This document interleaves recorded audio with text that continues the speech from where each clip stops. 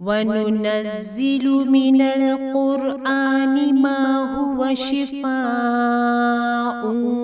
وَرَحْمَةٌ لِّلْمُؤْمِنِينَ.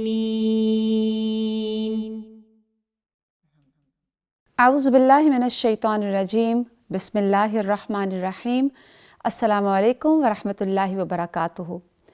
ناظرین، میں آپ کی ہوسٹ رابعہ کلیم آج کے نئے پروگرام کے ساتھ آپ کی خدمت میں حاضر ہوں، اور ہمارے ساتھ موجود ہیں ہماری بہت ہی پیاری استاد ڈاکٹر فریحہ میلا۔ السلام علیکم ورحمۃ اللہ وبرکاتہ۔ وعلیکم السلام ورحمۃ اللہ وبرکاتہ۔ جی، جس طرح ہم نے پچھلے پروگرام میں آپ سے سیکھا کہ تکبر کیا ہے اور اس کے کیا کردار پہ جو اثرات ہوتے ہیں وہ ہیں، تو ہم چاہیں گے کہ اس پروگرام میں آپ ہمارے ناظرین کو یہ بتائیے کہ اس تکبر سے باہر نکلنے کا طریقہ کیا ہے، اس کا علاج کیا ہے، اور ہم اس سے کیسے بچیں کہ ہماری دنیا بھی خوبصورت ہو اور ہماری آخرت بھی سنور جائے۔ دیکھیں، سب سے پہلی بات یہ ہے کہ انسان کو سب سے پہلے یہ ریئلائزیشن ہو کہ میرے اندر کوئی نہ کوئی ایلیمنٹ تکبر کا موجود ہے۔ درست۔ کیونکہ جو تکبر کی بیماری میں مبتلا ہوتا ہے وہ بعض اوقات اس بات کو سمجھ بھی نہیں پاتا۔ جی، جیسے ہم نے پچھلے پروگرام میں نارسسزم پہ بات کی، تو نارسسسٹ کا سب سے بڑا ایک جو ڈائلیما ہوتا ہے اس کا وہ یہ ہوتا ہے کہ اس کو یہ پتہ ہی نہیں ہوتا کہ وہ غلط کر رہا ہے۔ درست۔ اس کو اپنی غلطی نظر ہی نہیں آتی، وہ خود پسندی کا اتنا شکار ہوتا ہے۔ اور آپ کو یہ بھی ہم نے بات کی تھی کہ خود پسندی جو ہے وہ تکبر ہی کی ایک بہت بڑی قسم ہے۔ تو سب سے پہلی بات تو یہ کہ یہ ریئلائزیشن کہ میرے اندر کبھی خود پسندی آ جاتی ہے، میرے اندر کبھی لوگوں کو لک ڈاؤن اپون کرنا آ جاتا ہے، تو اس سے جب انسان ریئلائز کرے گا اور ڈرے گا تو پھر سب سے پہلا جو اس کو ایک چیز کرنی چاہیے وہ ہے دعا۔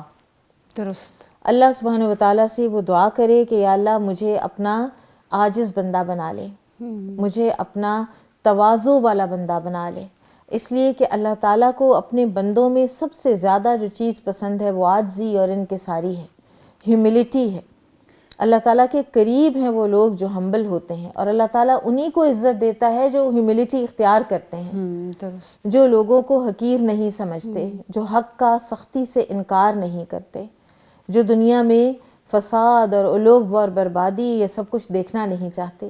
تو سب سے پہلی بات تو یہ ہے کہ انسان اپنے آپ کو پہچانے، اپنی ذات کو پہچانے، اپنے نفس کی نبض پر خود ہاتھ رکھے کہ میرے اندر کیا کیا کچھ ہے، اور اللہ تعالیٰ سے دعا کی جائے کہ اللہ مجھے دکھا اور مجھے توفیق عطا فرما کہ میں اپنے نفس کی کمزوریاں جو ہیں اور اپنے دل کی جو بیماریاں ہیں ان کا میں علاج کر سکوں۔ کیونکہ انسان جب تک خود نہ کرے نا اس وقت تک اس کو کامیابی حاصل نہیں ہوتی۔ بالکل، اور میں آپ کی یہ دعا والی پوائنٹ سے سوچ رہی تھی کہ میں ایک اسکالر کو سن رہی تھی، وہ کہہ رہے تھے کہ ایک دعا ایسی ہے جو اللہ کبھی رد نہیں کرتا، اور وہ ہے ہدایت کی دعا۔ بالکل۔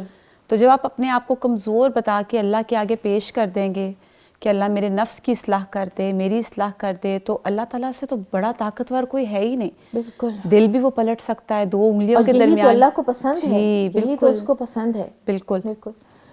تو دوسرے آپ نے بات کی تکبر کے علاج کے حوالے سے، تو وہی بات کہ ایک دفعہ پہلے بھی ایک پروگرام میں بات ہوئی تھی کہ چیزوں کا علاج ان کی ضد سے ہوتا ہے۔ بالکل بالکل۔ تو سب سے پہلے یہ دیکھیں ساتھ ساتھ کہ کون کون سی چیزیں جو ہیں جو متکبرین کی علامت بنتی ہیں، اور ان علامات کو اپنے اندر سے ہم نکالیں۔ اور اس میں نا سب سے پہلے باڈی لینگویج کی بات ہے، چال چلن انسان کا ہمبل ہونا چاہیے۔ یہ نہیں کہ انسان کوئی مریل چال چلے، لیکن وہ جو متکبرین والی چال ہے وہ بھی نہ چلے۔ وہ شاید ایسے ہوتا ہے نا، جو دل کی کیفیت ہوتی ہے وہ ہمارے وہی ظاہر آپ پہ کی نظر باڈی آتی ہے۔ لینگویج بنتی ہے، آپ اسی طرح بیٹھتے ہیں، آپ اسی طرح چلتے ہیں کہ جو آپ کے اندر، آپ کا اندر اس میں ریفلیکٹ ہوتا ہے۔ کیوں کہا جاتا ہے چال چلن کیسا ہے؟ تو وہ اس لیے کہ اسی سے انسان اندر، اس کا اندر پہچانا جاتا ہے۔ ہمارا ظاہر ہمارے باطن کا آئینہ ہے۔ بالکل۔ ہم اپنے باطن کو جتنا بھی چھپائیں ہم چھپا نہیں سکتے، ہمارے ظاہر سے وہ چیزیں جو ہیں نا وہ نکل آتی ہیں، اللہ تعالیٰ اس کو ظاہر اظہار اس کا کر دیتے ہیں۔ درست۔ تو اسی طرح سے اپنے آپ کو ہمبل رکھنے کا جو فزیکل مینیفیسٹیشن ہے وہ یہ ہے کہ انسان اپنی چال کو متواضع کرے۔ پھر اسی طرح سے لوگوں سے بات کرتے ہوئے متکبرانہ انداز نہ اختیار کریں۔ نبی کریم صلی اللہ علیہ وسلم کا جو طریقہ کار تھا بات کسی کی سننے کا کہ آپ پوری باڈی کے ساتھ اس کی طرف متوجہ ہوتے، اس کی بات پوری سنتے، بات کاٹتے نہیں تھے، وہ بات ختم کر لیتا تھا پوری، اس کو بولنے کا موقع دیتے تھے. تو یہ بھی ایک جو ہے نا کہ اپنی بات سنوانے کا اتنا زیادہ ہونا کہ دوسرے کی بات آپ سن کر ہی نہ دیں، دوسرے کو آپ جملہ مکمل ہی نہ کر لینے دیں اور اس کا اچک لیں. تو یہ جو اور پھر گلا پھاڑ پھاڑ کے بات کرنا، آپ صلی اللہ علیہ وسلم نے فرمایا کہ قیامت کے دن اللہ تعالیٰ سے سب سے قریب وہ لوگ ہوں گے کہ جن کا اخلاق اچھا ہے، اور سب سے دور وہ ہوں گے کہ جو بہت زیادہ باتونی اور متفیہقون ہیں. تو صحابہ نے عرض کی کہ یا رسول اللہ صلی اللہ علیہ وسلم یہ باتونی ہونا تو ہمیں سمجھ آتی ہے، متفیہقون کون ہے؟ آپ نے فرمایا المتکبرون. اور پھر اسی میں وہ دیکھا جاتا ہے کہ بعض اوقات اگر ہم آج کی ٹرمینالوجی میں بات کریں تو بعض اوقات ہم کسی کو واٹس ایپ میسیج ہی کرتے ہیں اور کوئی ہمیں جواب نہیں دیتا، اور ایون اب تو وہ جو بلو ٹکس آ جاتے ہیں اس سے پتہ چل جاتا ہے کہ اس نے میسیج سین کر لیا ہے، اور میسیج سین ہو گیا، سن بھی لیا، لیکن رپلائی نہ کرنا. تو یہ بھی کچھ اچھی جی، اور یہ دل میں آتی ہے، یہ مطلب آج کے ٹائم میں اگر ہم دیکھیں انگزائٹی نہ بنے کہ انہوں نے سن لیا اور جواب نہ دیا. یہ جو ایزیلی ایکسیسیبل ہونا ہے نا، یہ آپ کی زندگی میں ہر جگہ پہ یہ ایفیکٹ کرتا ہے، چاہے آپ کے ملازمین ہیں، چاہے وہ آپ کا گھر ہے، چاہے وہ آپ کا دفتر ہے.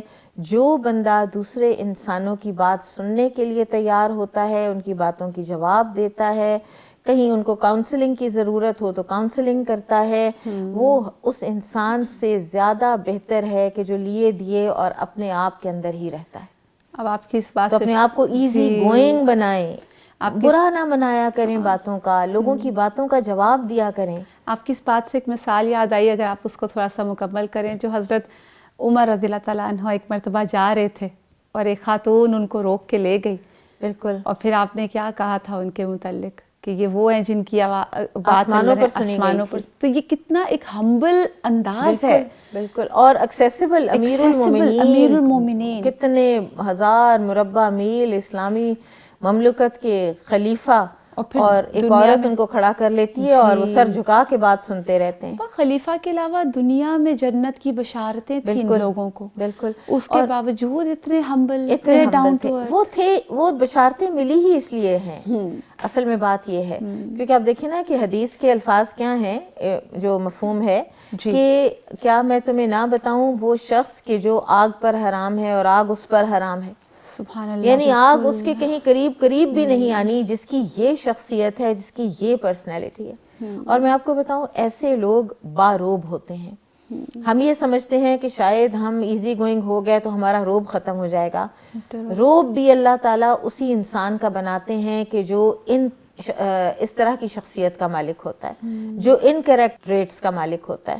روب ان لوگوں کا نہیں ہوتا جو متکبر ہیں اور جو چیختے چلاتے ہیں، یا جو لوگوں کے ساتھ برا سلوک کر کے یا اپنی ذات کو لوگوں کے ساتھ سختی کر کے ان کو منواتے ہیں کہ بس میری اتھارٹی جو ہے وہ میری ریٹ قائم رہے گی. ایسے لوگوں کا روب تو جو ہی وہ انسان ہٹتا ہے اس کا روب بھی چلا جاتا ہے، جو ہی اس کی اتھارٹی ختم ہوتی ہے اس کے ساتھ لوگ سلام بھی نہیں لیتے. بالکل، اصل جو بقا ہے نا وہ اچھے اخلاق کو ہے، دلوں کو فتح کرنا. آپ دیکھیں فرعون کی طرف بھیجتے ہوئے، متکبر ترین انسان کی طرف بھیجتے ہوئے اللہ تعالیٰ نے موسیٰ اور ہارون علیہ السلام سے فرمایا تھا وَقُولَا لَهُ قَوْلًا لَيِّنًا، کہ اس سے بات کرنا نرم. یہ علاج ہے تکبر کا، ضد اس کی یہ ہے، اس کی ضد ہے. بالکل. ایک اور جو بہت ہی خوبصورت علاج ہے اور جو کر پائے وہ بڑا ہی اعلیٰ پائے کا بندہ ہوگا، فقراء اور مساکین کی مجالس کو اختیار کرنا. سبحان اللہ، ان کے ساتھ اٹھنا بیٹھنا، کبھی ان کے ساتھ ہی کھانا کھا لیا، ان کی بات سنی، ان کے غم سنے، ان سے ڈسکشنز کرنا. بہت زیادہ ڈسٹنس جو ہے نا، ہماری ایک استاد کہا کرتی ہیں کہ ایک وقت تھا کہ ہمارے یہ جو سوسائٹیز تھی نا اور معاشرے تھے، گھرانے تھے، ہر جو ایک پوش کوئی علاقہ ہوتا تھا نا اس کے ساتھ ہی کوئی ایک کچی آبادی بھی ہوتی تھی. وہاں سے لوگ آتے جاتے تھے، گھروں میں آتے تھے، ان کا ایک اچھا سلوک ہوتا تھا، ان کے حالات کا علم ہوا کرتا تھا. اب تو آپ دیکھیں کہ جہاں پر کہیں ارد گرد کچی آبادی ہو اس جگہ کی قیمت کم ہو جاتی ہے. لوگ اتنا ایک دوسرے سے ڈسٹنٹ ہو گئے ہیں, بالکل. اور فقراء کے ساتھ نہ رہنے کا جو ٹرینڈ ہے اور ان کے ساتھ نہ اٹھنے بیٹھنے کا ٹرینڈ, اور صرف اس لیے کہ کوئی انسان مانیٹری لحاظ سے یا سوشل لحاظ سے آپ سے کمتر ہے تو آپ اس کے پاس اپنے بچے کو نہ بیٹھنے دیں, آپ اسکول میں اس کو فرینڈ نہ بنانے دیں اپنے بچے کو. تو یہ چیزیں تکبر کی علامت ہیں, اور اس کا علاج کیا ہے کہ آپ فقراء کی مجالس میں بیٹھا کریں. اور پھر اس میں نا پیرنٹس کی تربیت بڑی کام آتی ہے. جیسے ہمیں یاد ہے کہ جو ہمارے بڑے تھے, جب کبھی ہم دیکھتے تھے کہ کوئی ملازمین یا کوئی کھانا کھا رہا تو وہ ہمارے ہاتھوں میں پانی کے گلاس دیتے تھے کہ جا کے ان کے آگے رکھ کر آؤ. بالکل. اور وہ واقعی اس سے طبیعت میں اتنا ایک ہمبلنس آتی تھی جب آپ ان کو سرو کرتے ہیں. بالکل. تو وہ آپ کو واقعی ایک چیز ہمبل کرتی ہے. اور پھر اس کے علاوہ ہمیں یہ بھی سکھایا گیا کہ اپنے سے کم تر کو دیکھو, کیونکہ جب ہم اپنے سے اونچے کو دیکھتے ہیں وہ حسرتیں اور تکبر, اور پھر جیسے آپ نے کہا تھا کہ کھوکھلا ہوتا ہے وہ شخص, تو وہ بننے کی کوشش کرتا ہے جو وہ ہے ہی نہیں. اور پھر ایسے لوگوں کو دیکھ کے تو آپ ایک دم ہمبل ہوتے ہیں, آپ ڈاؤن ٹو ارتھ ہوتے ہیں, آپ کو پھر اپنی نعمتوں کا احساس ہوتا ہے, تو پھر وہ آپ کو جھکاتا ہے. ایسا ہی. جی. پھر یہ ہے کہ علم حاصل نہ کرنا, درست, اپنے آپ کو اس سے بھی ابو سمجھنا. اور کتنی یہ کامن ایک چیز ہے کہ آپ اگر خواتین کو کہیں نا کہ آپ درس میں آئیں یا آپ دین کی سمجھ حاصل کریں, تو وہ کبھی اپنے گھریلو مصروفیات کا بہانہ, کبھی اپنی عمر کا بہانہ, کبھی کسی بھی چیز کو پرائورٹائز کر کے تو وہ اس سے ایک سائڈ سے نکل جاتی ہیں. تو یہ جو علم حاصل نہ کرنا ہے نا, یہ بھی ایک تکبر کی علامت ہے کہ انسان کو قرآن سے اتنا بھی لگاؤ نہ ہو, انسان اس کے ترجمے تک کو نہ سمجھتا ہو اور اس کی خواہش بھی نہ رکھتا ہو. اور حالانکہ آپ دیکھیں, میں آپ کی اسی بات سے سوچ رہی تھی کہ اگر کوئی شادی آ جاتی ہے, اس کی شاپنگ کے لیے وہ دن سے رات تک اگر خواتین باہر ہیں نہیں تھکیں گی, پھر کوئی نہ وہ بھی عمر کا نہیں تقاضا ہوگا اور نہ ہی کوئی گھریلو ذمہ داریاں. جی, اور وہ بھی نہیں تھکیں گے, اور گھر والے بھی ان کی اس مسئلے کو انڈرسٹینڈ کریں گے کہ وہ ضروری ہے. ہاں, بازار کو تو بڑا اچھی طرح سے انڈرسٹینڈ کیا جاتا ہے, لیکن دین کے علم کو اور دین کی خاطر مصروف ہونے کو, اور یہ علاج ہے تکبر کا.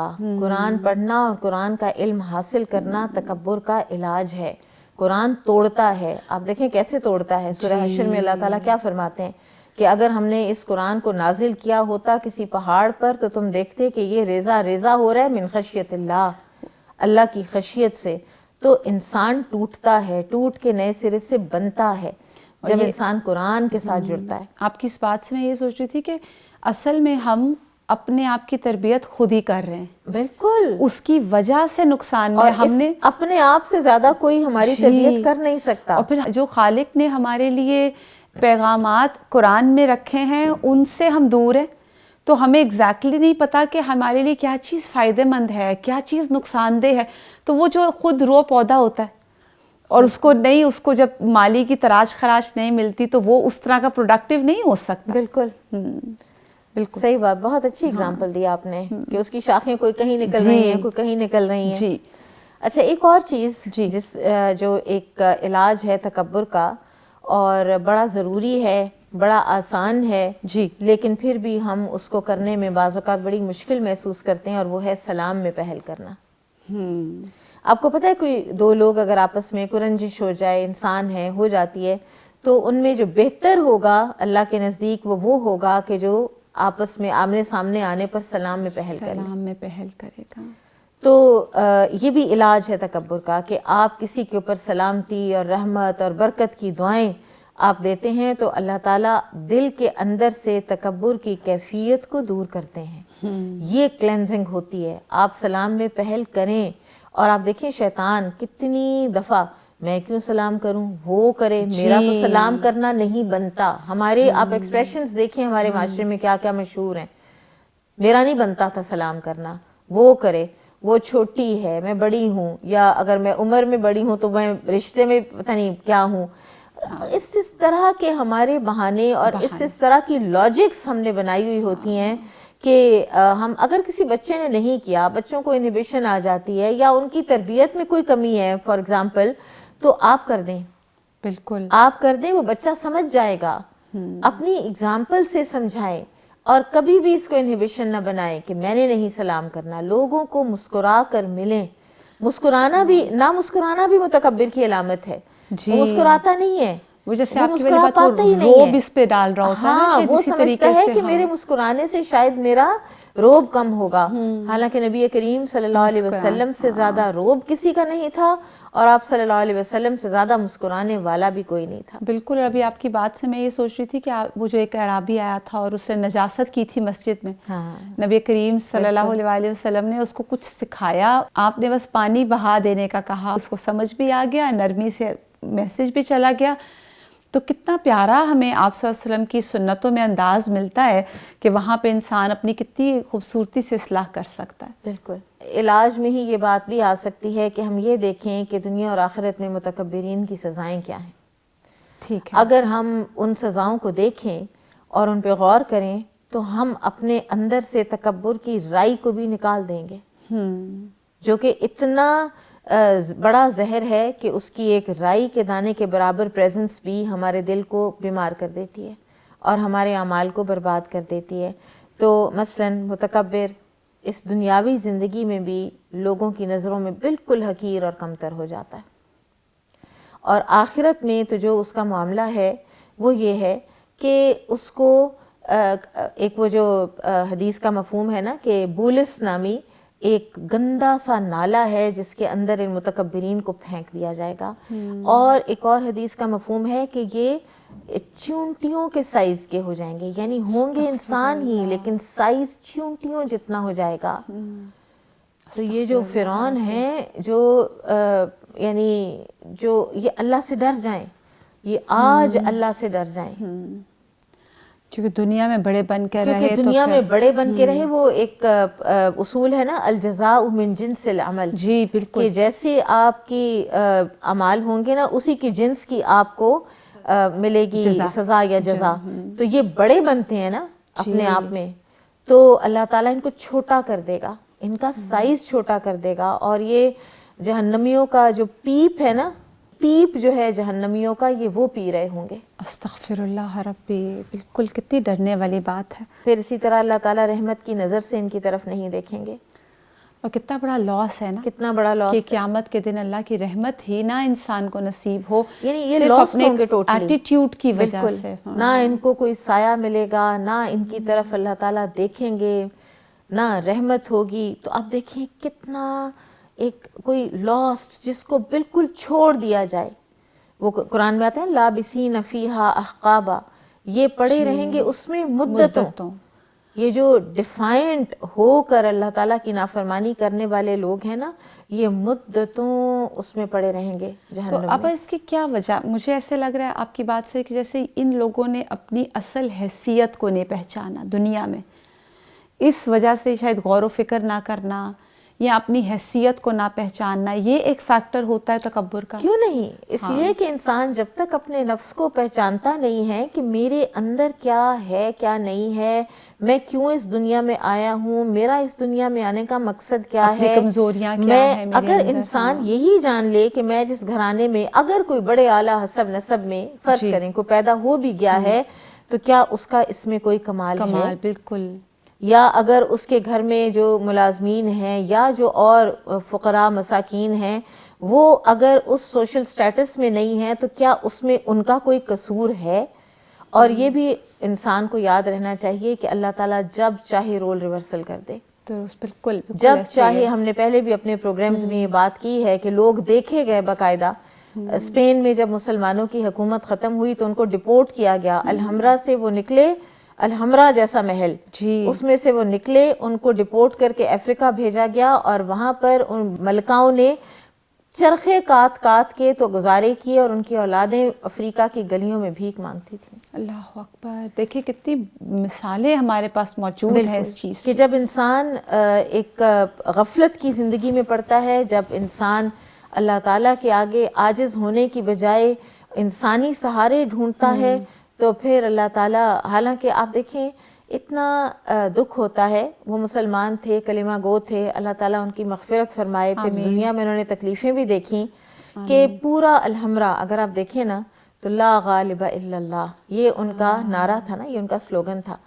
پورے الحمرہ میں آج بھی آپ وہاں جاتے ہیں تو جب آپ دیکھتے ہیں تو لا غالب الا اللہ، اللہ کے سوا کوئی غالب نہیں. لیکن اس سے یہ پتہ چلتا ہے کہ اگر آپ صرف لفاظی کریں، اگر آپ صرف وہ چیزیں لکھ لیں اور وہ اتنی خوبصورت لکھی ہوئی ہوں، وہ اس کا تو آرکیٹیکچر جو ہے اس کو باقاعدہ اسٹڈی کیا گیا ہے کہ یہ کیسے اتنے ہیوج چیز جو ہے یہ اس زمانے میں بنا لی گئی اور اتنی خوبصورت، لیکن پھر وہ کام نہیں آتا. کام آتا ہے انسان کا درست راستے پر ہونا اور اس کا درست عمل کام آتا ہے.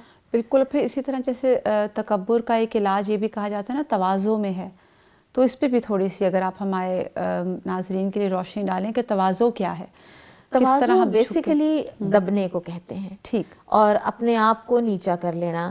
آپ دیکھیں اس کی ہم پریکٹیکل ایگزامپل سے اس کو سمجھنے کی کوشش کرتے ہیں. فار ایگزامپل کوئی اگر جھگڑا ہو رہا ہے، ٹھیک ہے، کوئی آرگیومنٹ ہو رہی ہے، کیونکہ یہ بھی ایک دل کی بیماری ہے کہ آپ نے ہر آرگیومنٹ جیتنی ہے، آپ نے ہر آرگیومنٹ میں آخری لفظ لینا ہے، آخری سینٹنس لینا ہے، اور آپ نے دوسرے کو نیچا دکھانا ہی دکھانا. یہ بھی تکبر کی ایک علامت ہوتی ہے. اور اس پہ وہی بات جو آپ نے کہا تھا گلا پھاڑنا، گلا چلانا، جب پھاڑ کے دلیل بولنا، نہیں پھر ملتی.